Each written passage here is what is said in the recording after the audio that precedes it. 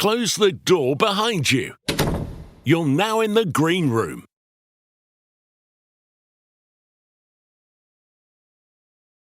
Hello and welcome, everybody. Welcome to another episode of The Green Room. I'm your host, Keddy Emmanuel, and I have with me on the call many more faces than you're accustomed to seeing.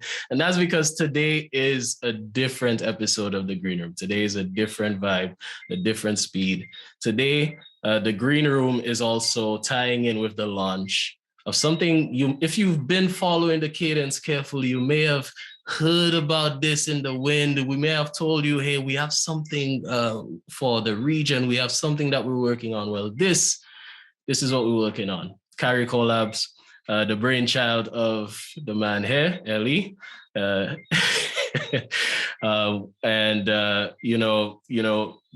Cadence Engine, myself, Makayo, Eli, we're proud to present to you Caricollabs this evening. All the participants are here with us on the call. We have the Beast on drums. I naturally want to refer to him as Kapi. I'm just going to call you Kapi. It's fine.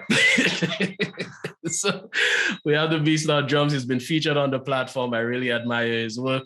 We have, of course, our very own Makayo Carter from the island nation of Barbados. Kapi is from Grenada, and I'm from St. Lucia. Yeah, I feel like I'll forget. We also have Trey in the room on bass from Jamaica. Ellie is also from Jamaica, also repping Trini, a Trini guy as well. Yeah, man, it's going to be a good time. I'm really excited. Guys, watch out for Caricollabs.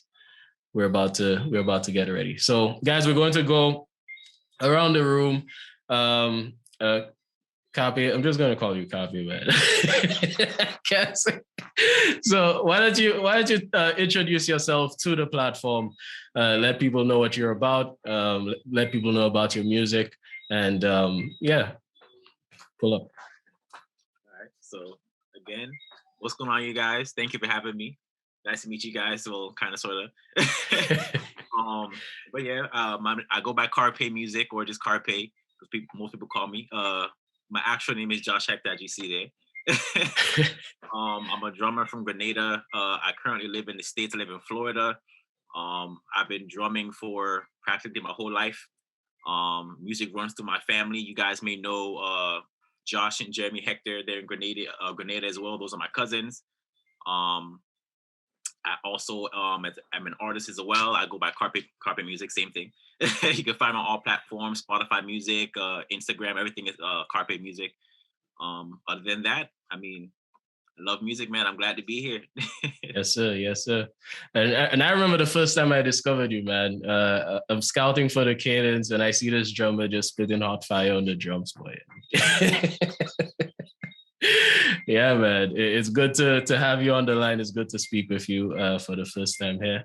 Makayo, guys, you might remember Makayo from the last episode, but Makayo, you can just go ahead, just in case this is people's first time in the green room, first time seeing you. All right, good night. My name is Makayo Carter. I'm 17. I keep getting that wrong. 17-year-old keyboardist from Barbados. I've been playing since I was around 9. Playing drums at first, but then later went over to keys. I always had a fascination, I would say, with playing by ear and what's not. Even though my parents tried to steer me in the classical, sheet music direction, I always had that longing for playing by ear, and it just stuck with me, So now I would just be, mostly just playing by ear and what's not. I ain't lived that long, so I got that much to say. But yeah, I think that pretty much wraps it up for me. Yes, sir. Trey, you're up. Well, as you can see, my name is Trey Manuel. As it relates to my musical journey, I didn't start out playing by bass. I have a similar story to Makayo there. I started with on drums from, let's say, about 4 years old, thereabouts. But as I went along, around like 14, very soon.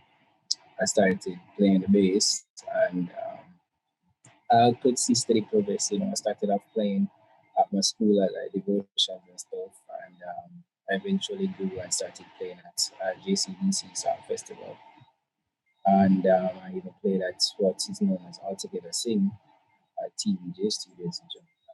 And after that, it just became more of a habit to be playing bass more than other instruments or stuff. I'm currently 19 years old, and I could say it's a real fun thing to do, playing music and stuff. So I enjoyed my journey so far. Yeah, that's the story of my life so far. All right. Well said. Glad to have you, Ellie. Just in case people forgot, let them know a little bit about you, your journey. Yeah, and sure. Also, one additional thing: what inspired you to inspired the idea of Caricollabs for you? In addition, Right. So, hi everyone. My name is Elizer Super. I'm born in Trinidad, but I grew up in Jamaica, Trinidad, and Haiti. I'm a keyboardist and pianist. I studied piano. That's my go-to instrument. Of course, I started on drums, but keys was where it's at. Yeah. So yeah, I've been playing for, I started seriously around 2014. And then it's just been, an upward progress from there. And really where the inspiration for Caricollabs came from, growing up in the three different countries, in Haiti, Jamaica, and Trinidad, I kind of got a passion for culture, a passion for the music that I would hear in Haiti, the music that I would hear in Jamaica, the music that I'd hear in Trinidad. And, like even when I started studying at Edna Manley and was even thinking of my musical sound, because this is like me just going into the journey now, trying to develop the sound that I would have. Naturally, Caribbean sound would have been what came forth from me. I started listening to a lot of the Caribbean genres from all over, and basically just fell deeply in love with just the sound of the Caribbean. And then even with just seeing just Caribbean musicians right throughout the region, and then I'm here thinking, because I was thinking of even my third or fourth year show, and to say, I'm going to take them around the Caribbean type of tour and such. I was thinking even just something that would just bring the music or the sounds from the different islands together, just to kind of carpool it and such. So basically, it kind of just was there in my spirit, and it just kind of cultivated to the idea. Even I think where it cemented was when I went to set lists here in Jamaica. It's like a jam session that musicians should just come, they play a particular set list, and just play the music and such, and a lot of they would have a particular group or set of musicians that come to play probably a set, then they have the second set, another group of musicians, and then you have another set where people from the crowd could probably go in and play and such. And really even just to see that atmosphere and that experience that these musicians were even teaching whoever other musicians, which people like myself who are in the crowd and learning from these things, I was like, this would be kind of cool to have like a Caribbean version, somebody from, let's say that, somebody from Barbados, somebody from Grenada, somebody from, they guys come together to just blend whatever it is that they have within them, and just bring forth the music. So even when I joined Caribbean Cadence, I practically saw that opportunity, where this was something that does have it's a Caribbean network linking, Caribbean musicians from island to island to island. So that's something that was just very much possible. And basically I pitched it to Keddy, and he was like, yeah, let's go. And here we are. Yes, sir. And, I'm glad to be here at the finish line of this first one. Guys, can you, starting from you, Kape, can you tell me why you decided to hop in? Or what was your incentive to join Caricollabs? What was the attraction? The fact that it was like I was saying earlier, the fact that it's a bunch of different musicians from different places coming together.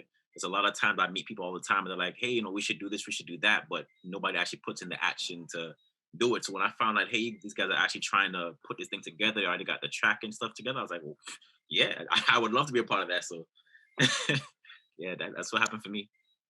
Yeah, and regarding that track, I want to give special shout outs to Ellie and Makayo for putting together the stem, working on the track. Great effort there. Thanks for sharing that. What about you?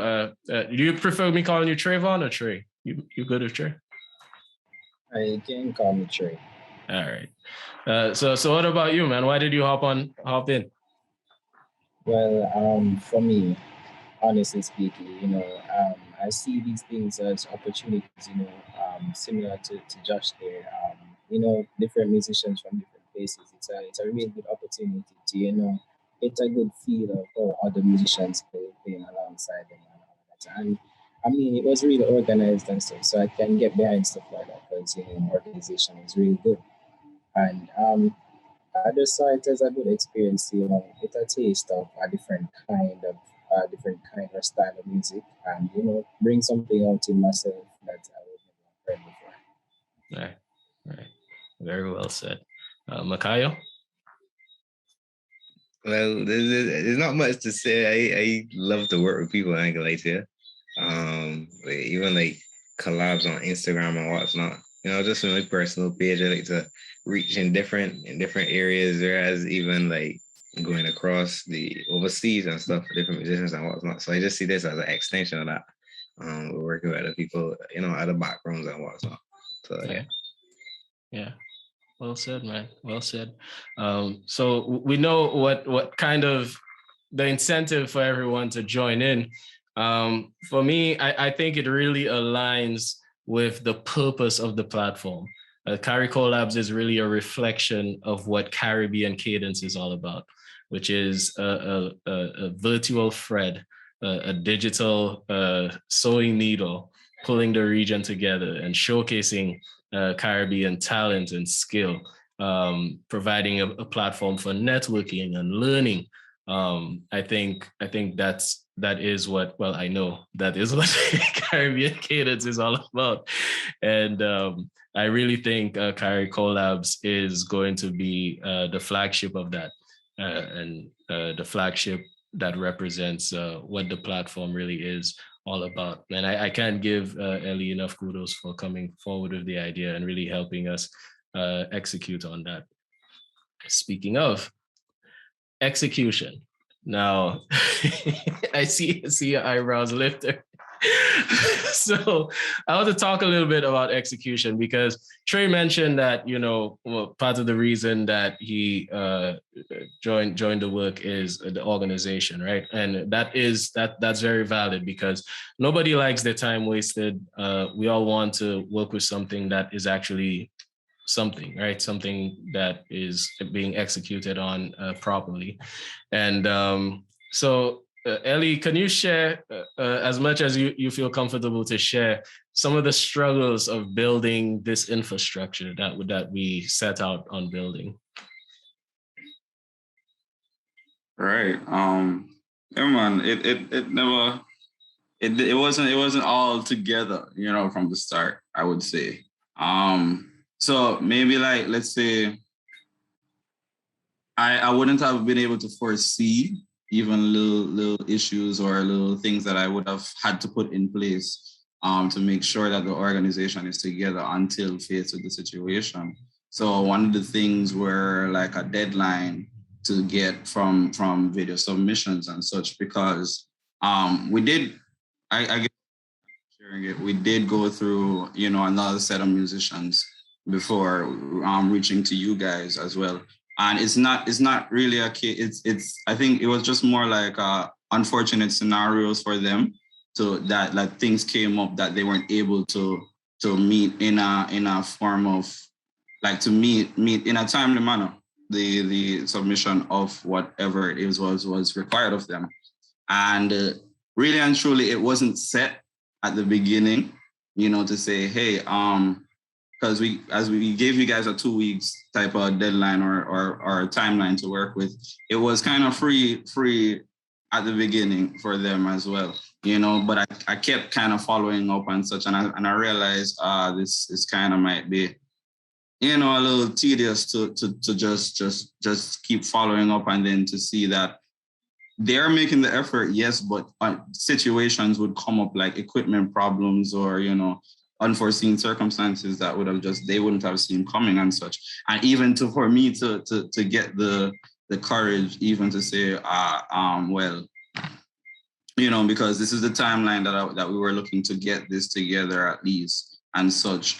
So to say that, maybe, hey, next time, or, well, hey, we gotta, since you have this issue and such, and it's not really cleared up by this time, we might have to jump on to the next person who may be able to meet this deadline and such. No hard feelings really, even to the person, because these are people that I do know. I try to have a conversation with them, even personally, to just try and break the ice as much as possible. So that I could have a conversation, even not just business aspect. It's not just that, but yeah, like to basically say to them, yeah, if to basically what we did, we established a timeline eventually, and then to see that, okay, if they would be able to meet it or not, give them the chance even to say that, that, hey, it's no hard feelings, because, that's just kind of how it is. We just move on to the next, and then, next episode or anything like that, next session and such, can always rope you back in, to meet it as well. I think also that was just like the main thing in terms of the organizational aspect. So what you guys saw really kind of came forth from, a time, a period of having the lack thereof, and to see the issues that would have come up from it and such. Yeah. Right. And at the very beginning of starting Caricollabs, I told Ellie that, this is an infrastructure that we're building, right? You're creating this workflow. And in order for this thing to be sustainable, we have to, we're learning how to be organized. We're learning how to create together. And there were growing pains, so I wanted that to be clear. I wanted to be transparent with the viewers and listeners to let them know that we definitely did some learning in this process. And it's from this learning that we're now at the finish line of this very first Caricollab event here. So we're not going to give up. We're only going to get better. Now, I think the cadence now has all the blocks, right? We have all the pieces in place, and it's only a matter of fine tuning and really sanding and everything, getting everything as smooth as possible. So yeah, thanks for sharing that, Ellie. And I think there's a lot of value to being transparent with the people like you. All right. So that being said, that's really all I wanted to touch on, guys. Does anyone have any questions for me or anything to say to the viewers or listeners before we head out of the door?